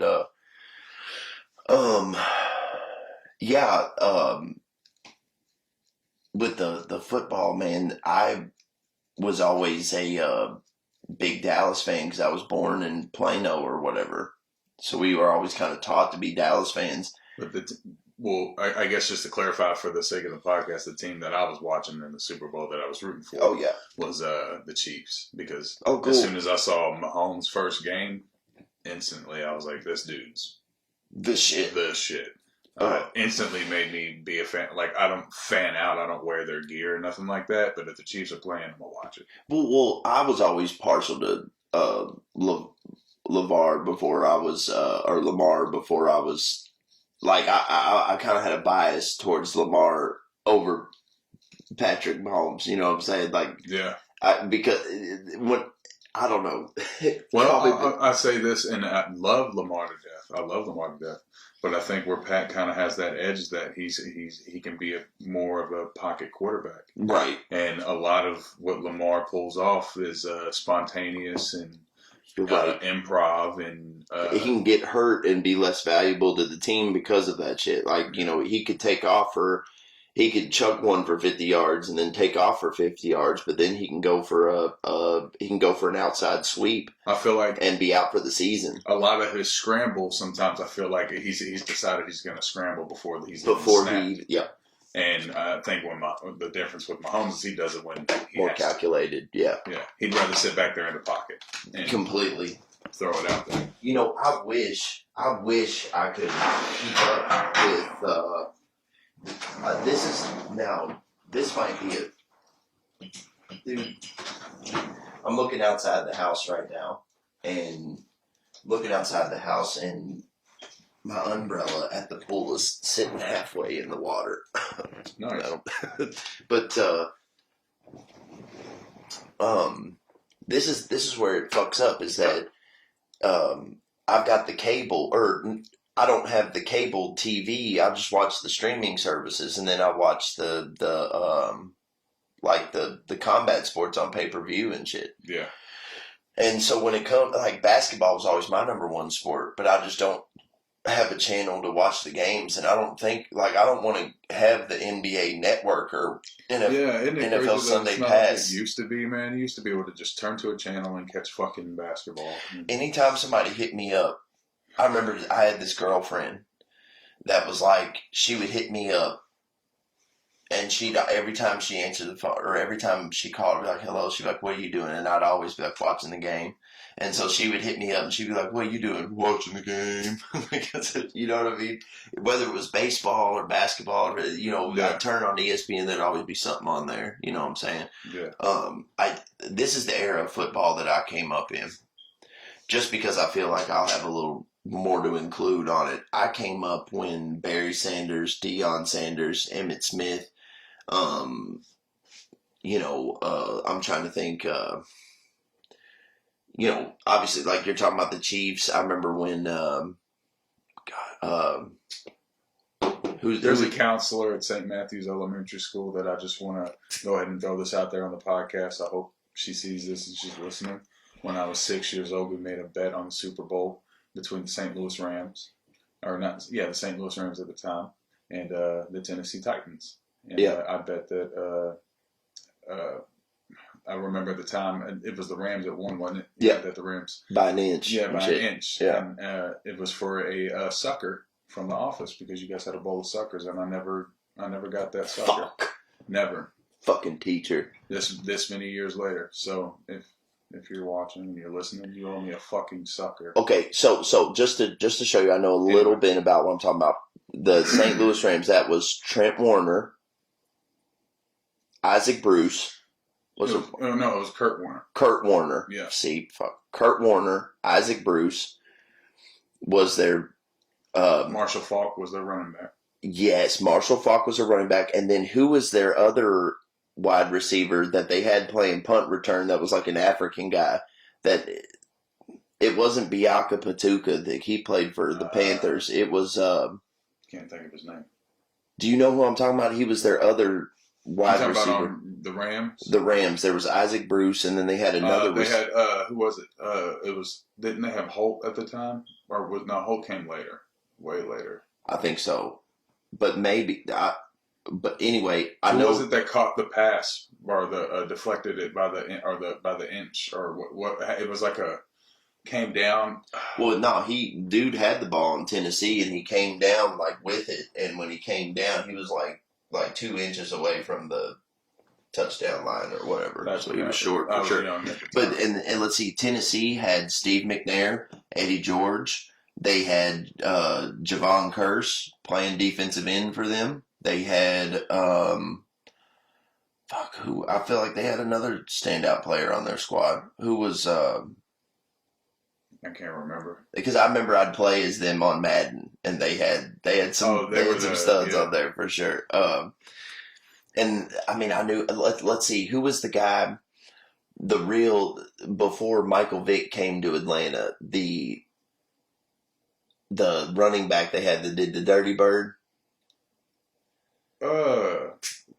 Gosh, he was so fucking good, and I've completely forgotten his name. He was so good. Wow, I can't remember his name. You know what I'm talking about, though. No, because I keep on thinking about who's Tampa Bay's running back at the time was. Tampa Bay's running back wasn't Warwick Dunn or something? Warwick Dunn, and their fullback was Mike Allstott. Yeah, and their quarterback was weak ass. He won a Super Bowl with the Ravens, but he was the Bucs quarterback forever. What was his name?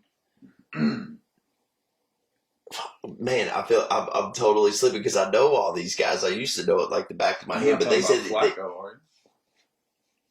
no. They said he was the worst quarterback to ever win a Super Bowl, and I forgot what his name was. What a title! Huh? What a title! Yeah. Thanks for spitting on my Super Bowl. Yeah, no shit. And it was the Ravens when the Ravens won the Super Bowl. He was their quarterback then when they had Ray Lewis and shit. And I don't know. I can't think of the name. If I'm not mistaken, I think maybe Deion Sanders was even playing for the Ravens when they won that Super Bowl. I may be off though. Deion Sanders came back at 37 and played, coverage. I think he played free safety for them. I think he was like their backup free safety. I don't think he started, but I think he was kind of like more of like a player coach type thing.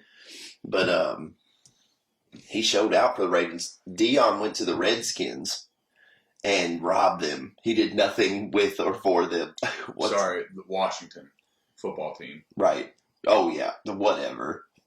But, and what they were doing was they were trying to stack Washington's defense, trying to win a Super Bowl, is what they were doing. So they had like an all-star team on their defense, and virtually Deion did nothing. But to give Deion some credit, I don't know if were you around much for Deion's career? That was a little before your time, maybe like one generation before. Probably. But towards the last 5 years of Deion's career, they wouldn't throw the ball his way.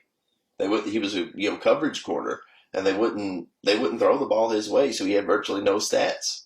Right. Because they wouldn't throw to his side.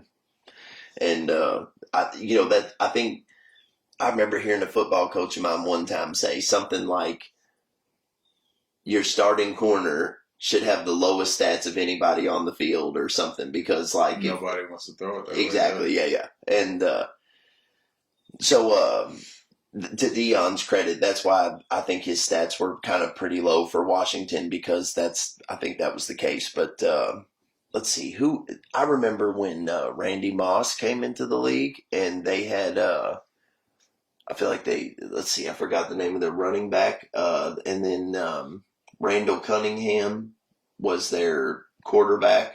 They had this real high-powered offense that they'd score 50 points a game and shit. And it was crazy because... You got the time? Yeah, it's 10 till 7. But it was crazy because they would always say it was like the team effort. The team effort, like Randy Moss was winning like Rookie of the Year and shit. Yeah. MVP contender. But they were like, oh, it's just because he has this powerhouse offense around him. Well, Randy Moss goes to the Patriots after a couple little stints around or whatever. He goes to the Patriots, and their offense virtually matches Minnesota's of his rookie year. Exactly. And they're running up the score 63, 71 to 3, and, all that shit. Anyway. But, I used to really love to watch football. I watched football all the way up until the point where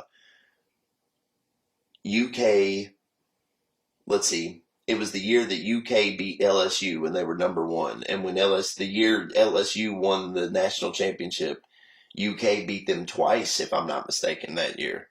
And I forgot who their quarterback was. It was the mixed dude that played he was a real standout. He was like SEC player of the year and shit. But I forgot. I wasn't very hip to college football. Yeah, I mean, you really had I always watched what Louisville did, but of course, you really had to like try to keep up with UK because they've just always had kind of a hard streak.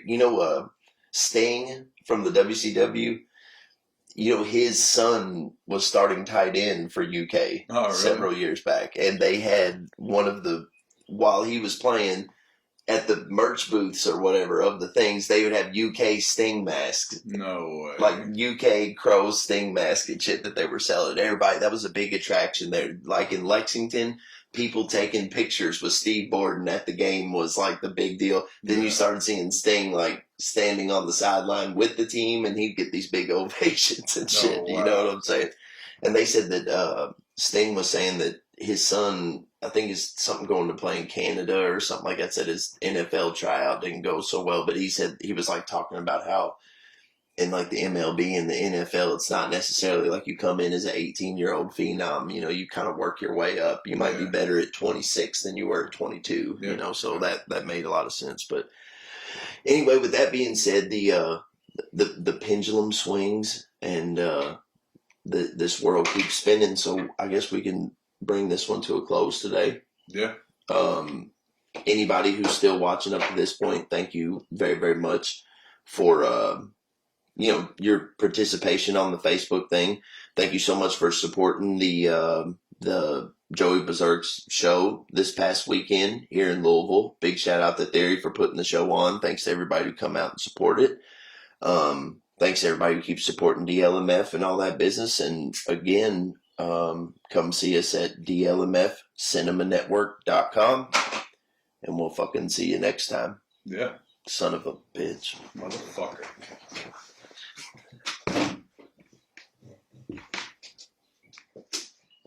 Cool. All right, word.